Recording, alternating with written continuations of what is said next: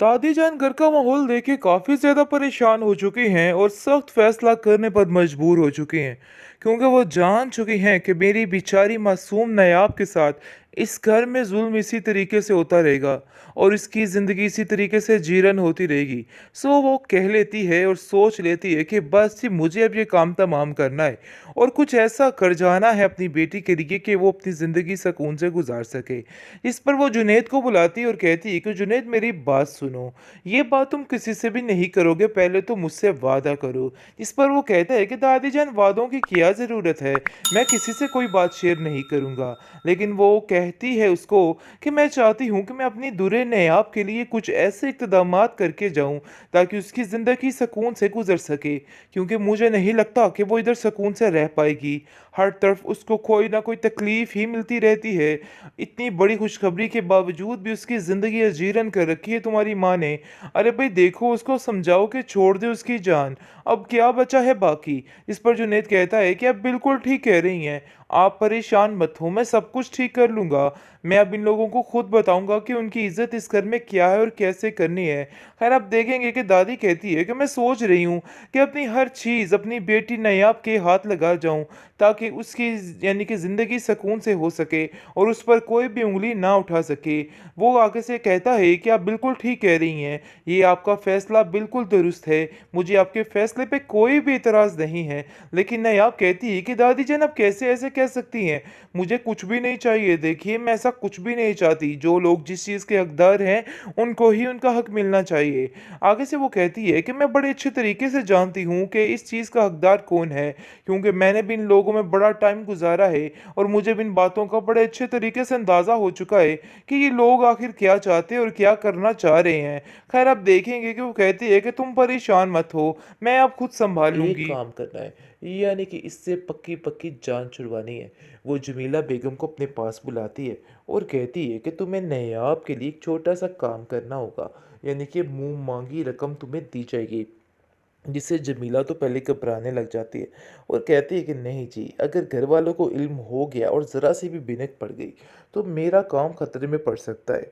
जिस पर वो कहती है कि तुम्हें मैं इतनी रकम दे सकती हूँ कि तुम सारी ज़िंदगी सुकून से काम किए बगैर रह सकती हो, इसलिए तुम्हें परेशान नहीं होना।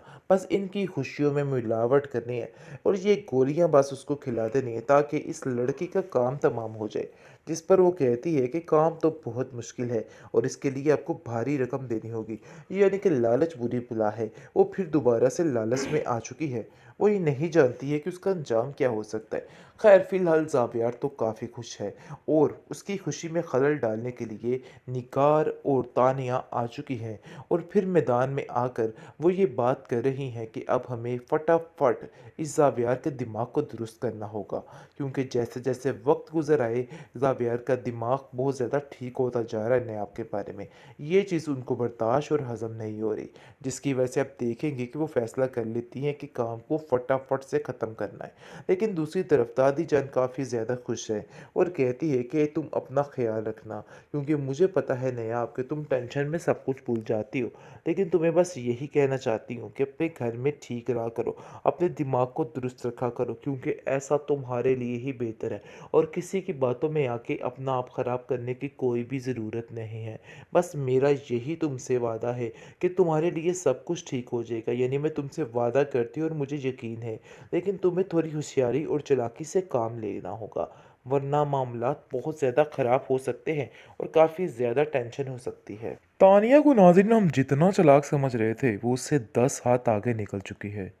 किस तरह से उसने जुनैद को अपने बस में कर लिया है और उसको बताने की कोशिश की है कि वो इस बात पे बहुत ज़्यादा खुश थी, लेकिन बस नसीब में ही ये नहीं लिखा था। लेकिन जुनैद भी बेचारा उसकी बात पर यकीन कर लेता है और काफ़ी परेशान होता है कि तानिया काफ़ी परेशान है।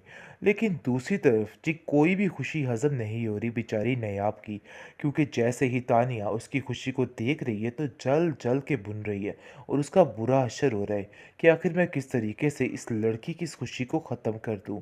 वो कहीं कई प्लान बनाती है और फिर उसके मंसूबे ख़त्म होते रहते हैं। लेकिन वो ये एक बात ठान लेती है कि इस दादी जान की नज़रों में तो इसको गिरा कर ही दम लूँगी, क्योंकि जब तक ये काम नहीं होगा इसकी मंजिल आसान नहीं होने वाली है।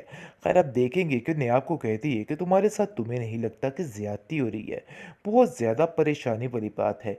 लेकिन नायाब अब थोड़ी सी चौकन्नी हो चुकी है। उसको अंदाज़ा हो चुका है कि ये सारी गेम है और गेम के तहत ये सब कुछ हो रहा है, क्योंकि उसे जुनैद की बात याद आ जाती है कि किसी की बात पे यकीन नहीं करना, बल्कि अपने दिमाग से सोचना है। खैर, आप देखेंगे कि वो काफ़ी ज़्यादा परेशान है और कहती है जाके कि मुझे ऐसा लगता है कि मुझे यहाँ पे कोई नुकसान पहुँचा सकता है। इस पर जावेर उसको कहता है कि फ़ज़ूल सी बातें क्यों कर रही हो? पता नहीं क्यों तुम्हारा दिल तानिया के बारे में साफ़ नहीं होता। अरे भाई, वो ऐसी नहीं है, मैं उसको बचपन से जानता हूँ। आगे से वो कहती है कि मैं झूठ तो नहीं बोल रही, लेकिन मुझे ऐसा लग रहा है कि गड़बड़ ज़रूर होने वाली है। यानी कि पूरे तरीके से निगार ने अपना काम सुलझाने की कोशिश कर ली है और तानिया के साथ अब शुरू हो चुकी है। अगर आप देखेंगे कि नयाब पर तरह तरह के इल्ज़ामात फिर से लगना शुरू हो चुके हैं।